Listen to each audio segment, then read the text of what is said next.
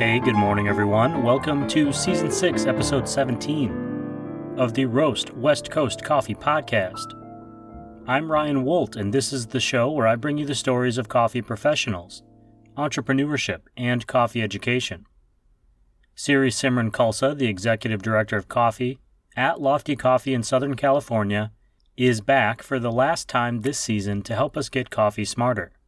Siri not only runs the entire coffee roasting program for the Lofty Coffee Empire, but also is co-running the San Diego Coffee Network.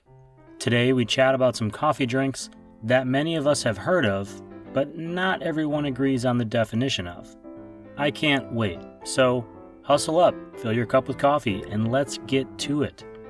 It's time to get coffee smarter with coffee expert Siri Simran Khalsa, Executive Director of Lofty Coffee Company.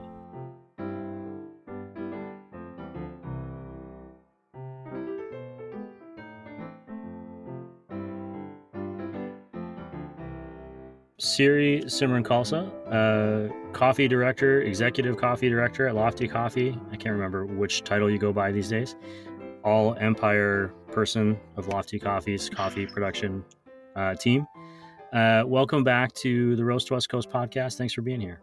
Thanks for having me. I mean, I'm the lucky one here. You're sharing your knowledge freely and willingly, and I'm offering really nothing in return. I don't even pay you. Fame in Norway. Well, that's true. If you ever go to Norway, I'll make sure they take care of you. It's huge. If you don't know what we're talking about, listen to the last Coffee Smarter episode, everyone, and that'll make sense to you. In that last episode, we were talking about the pumpkin spice cloudy cold brew cocktail that you guys have at Lofty Coffee. And I was going through your menu when I was at your Solana Beach shop the other day, which was almost too busy for me to go in, by the way. Oh, it gets It was insane just there. crazy. Yeah. On the menu, you had two drinks that I don't often see on menus, but people request a lot, I think, when they come in, especially if they come in and they've been traveling from other places, but a long black and a flat white. And I'm wondering if you wouldn't mind breaking down what those are and maybe a little bit about where they come from or why people would ask for them, as Sure. opposed to a coffee drink we might be more familiar with. Yeah. So I will give you the full rundown of what they are at Lofty. I feel like I've noticed that, although it might have the same name at other cafes on other menus, they might not make it in this particular way. So that is something for folks out there. It might always be a good idea if you're having a certain expectation of a drink, asking how it's prepared and making sure it's actually what you're expecting. But I can give you a little bit of the information I have on where those beverages came from, and then I'm not the end all be all answer to that, but it is just what I've found and the little research I've done about those drinks. So the first is the flat white, and at Lofty, we prepare that in an 8-ounce cup. And the milk is going to be steamed to about 140 to 150 degrees, and it's textured to have just a thin layer of foam. So it's actually prepared very similarly to how we would do just a regular 12-ounce latte. And another way, like in training, when I'm training a new barista, that's how I would maybe explain it to them as well, in the sense of preparation, that every drink on our menu has a size. We don't do a small, medium, large. So if someone wanted a latte with less milk, we would prepare them a flat white. And the long black is going to be hot water with a double shot of espresso poured over, and it's about 10 ounces of hot water that we use. And so that is how we prepare it. And with the long black, I do like to specify it is with the espresso shot over the water, so that you have a layer of crema on top. And that's really, for us, what makes that drink what it is. So a little bit about how is that different? Sorry to interrupt. Yeah, no how is worries. that different than both of these? Sound similar to me to the construction of other drinks. Mm-hmm. But like the long black, how would that be different from, say, just like a double espresso Americano? Is Yeah, it just the way so that you're talking about adding the hot water on the top, or vice versa? so I hope that in my share here, I'm not spreading rumors. Mhm. I would encourage anyone if they have other information to reach out to me because I'm curious. But from my understanding, the difference between a long black and Americano is really its origins. So Americano coming from Europe and long black coming from Australia or New Zealand. I think depending on who you ask, it's that area of the world. To my understanding, the Americano was born from Americans going to Europe during the World Wars and not liking espresso, being too strong, too intense. And so, to make it more like American coffee, they would put water over the espresso to kind of dilute that intensity. Whereas the flat or the long black, to my understanding, comes from that New Zealand, Australia area of the world. And in my research, I haven't found any specific coffee cafe or someone who created the drink, but it really coming from their espresso culture, which has really become unique and world renowned. And you see a lot of cafes in Europe and America kind of trying to emulate Australian style espresso bars. And with that, you have hot water with espresso on top. And the idea with that is you do want the crema on the top because it has those aromatics, it has those bitter qualities, it has that oil. Where when you pour water over espresso in like an Americano, it's going to mix in more. Where just putting the shot on top, like get all that aromatic quality and that oily bitter quality from the crema. When you are pouring the espresso on the top of the hot water, does it separate a little bit that way then? Or is there a way you should be pouring it, like down the side of the Yeah. glass, or do you just dump it in, or is there a So, strategy there to make sure that it sits right? mhm. Yeah, at Lofty, our we try to pour every shot of espresso directly into the vessel. So in this case, we would actually pull it right on top of the water. So we're not even pouring it into a glass and then pouring it on top. We're pulling the espresso directly onto the water, and it just creates this beautiful crema layer on top of that. So you'll notice that if you pour it from another vessel, that crema tends to break in a more quick way than if you pull the shot directly on top. Got it. I think one thing you brought up that I can kind of address a little bit, or just to mention, is that some of these concepts refer a little bit to how people talk about coffee in different parts of the world. Mhm. Like a flat white is kind of there. Another term might be like wet or dry if you wanted like a latte dry, like with less Mhm. milk. But then the sizing but the idea that a lot of these concepts were happening simultaneously in different places in the world. And Mhm. so more than one person might claim ownership of a particular style of drink. And so it's hard to be Exactly. emphatic about this is where it came from and how it Yeah. was created. Yeah. Beautifully said. Very eloquent, but Thank completely you. true because yeah, it is hard to find the exact because plenty of people have asked me this question and I have definitely gone down an internet rabbit hole of trying to pinpoint it, and it's challenging, and that's why, again, if there's anyone out there in Norway or other parts of the world that have a better answer, please let me know because then I can the next time someone asks me, because I'm sure someone will, I can be more informed. Just off the cuff, are there any particular coffee terms that you hear a lot that people mistake or are commonly misused? Yeah, well, in the same vein of this conversation, specifically at Lofty, I hear a lot of people say short black when they want a long black but with less water. And in my like, let's say maybe 4 ounces of water instead of 10 ounces of water.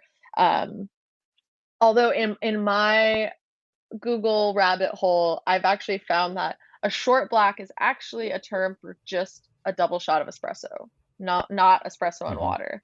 So I that's something that it seems like there is this underlining understanding, at least at Lofty, that it's just they want less water. But I think if you were to go to a proper Australian or New Zealand cafe and ask for a short black, they'd probably just make you espresso. So Sure. And that's why it's important to be clear. yeah. And then another one that's classic is the macchiato. A lot of folks coming to the cafe thinking they're gonna get like a sweet caramely beverage when in fact they'll just get double shot of espresso with a little bit of milk and foam. So that's that's probably the second most. Whose fault is that? Would we say that that's like Tom Hanks's fault from You Got Mail? Don't they order macchiatos in that movie Perhaps. at I haven't seen Starbucks? that in a while. It holds up, I can tell you that. Yeah. No, I actually don't think that it does. But before you go today, last week we were talking a little bit about the San Diego Coffee Network that you are Mhm. also co-running. We talked about the Give a Bag, Get a Bag meetups. I also saw something else called the Let's Roast competition, which is, I was wondering if you could tell me what that is.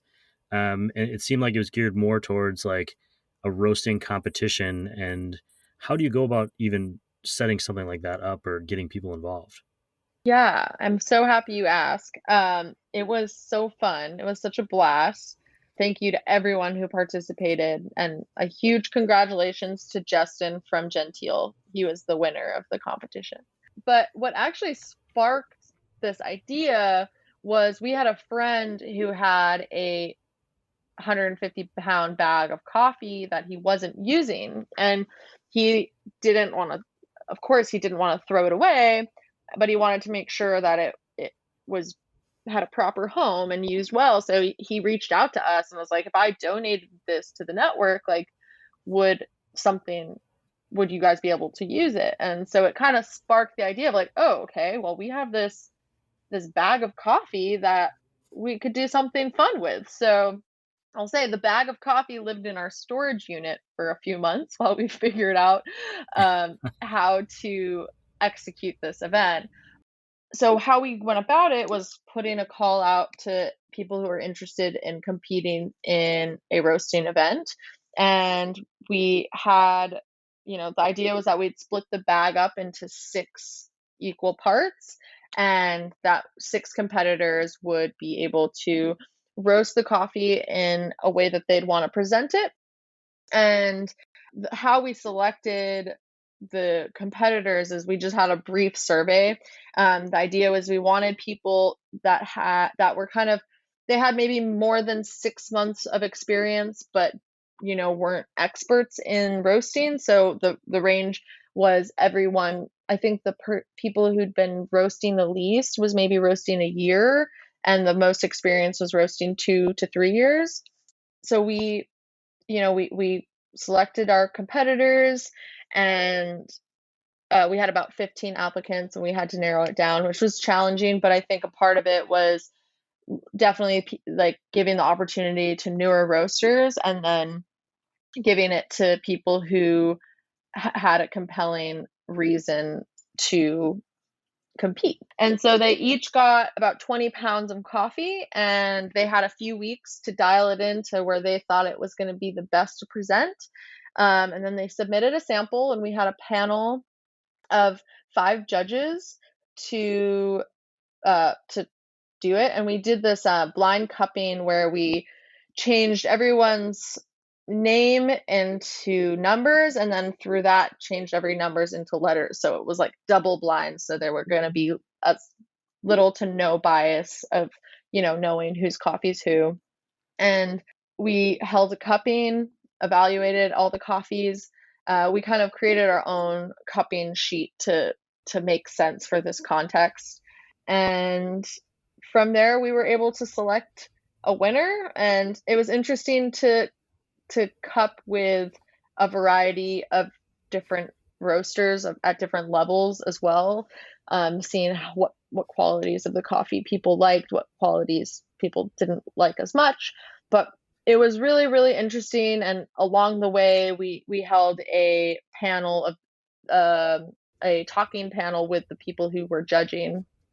So to give the competitors, but anyone else kind of an insight into like our background and a space for them to ask us questions. So Very cool. yeah, it was a blast. And if there's ever a need for, say, a judge that doesn't know anything about coffee, I could be that unbiased judge. Amazing. That's so good to know. Yeah, just call me up. I'll be there. Siri, thank you for coming back on Roast West Coast. We will hopefully see you again in the future. Season 7 is coming up after the holidays, and I'm looking forward to having a cup of coffee someday soon. Thank you so much. This was a blast. It's always a pleasure. We'll talk soon.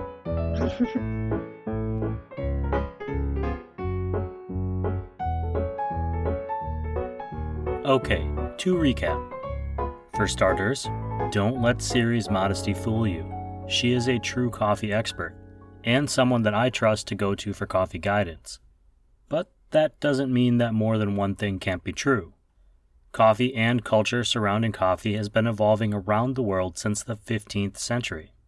Sometimes the same ideas originated simultaneously, but independently, which makes the language surrounding coffee almost as complex as the taste. For today, and at Lofty, the flat white is similar to a miniaturized latte. It's espresso with a thin layer of microfoam. And a long black is a double shot of espresso with hot water poured over the top. It's important the water is poured over the top in order to force the espresso upwards, creating a layer of crema, the drink's signature, on the top. And for the record, a short black is simply a double shot of espresso, no water. At Lofty Coffee, every drink on the menu has a specific size because the ratios of coffee to water to milk matter. Think of it as a recipe, in the same way that you might measure out ingredients to make cookies or bake a loaf of bread. If you're out there ordering a coffee drink that has some murky regional definitions or differences, help a barista out. Be specific with what you want. It isn't rude to presume that they may not be able to read your mind. And finally, it was one Tommy Hanks who dropped the caramel macchiato bomb into popular culture in the film You've Got Mail. The whole purpose of places like Starbucks is for people with no decision-making ability whatsoever to make 6 decisions just to buy 1 cup of coffee. Short, tall, light, dark, calf, decaf, low-fat, non-fat, etc. So people who don't know what the hell they're doing or who on earth they are can, for only $2.95, get not just a cup of coffee, but an absolutely defining sense of self. Skim caramel macchiato. Tall, decaf, cappuccino. Tall decaf cappuccino. I'm not promising that movie holds up. AOL's Instant Messenger features heavily as a plot device. Some of you may not even know what that is. But if you want to find out, it is on Hulu right now.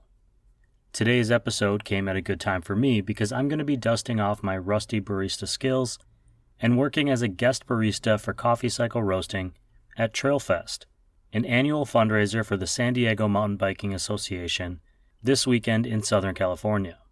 I'll link to details about the Mountain Biking Association, which is a nonprofit I personally support, on roastwestcoast.com, which is also where you're going to find the links to Lofty Coffee and the San Diego Coffee Network.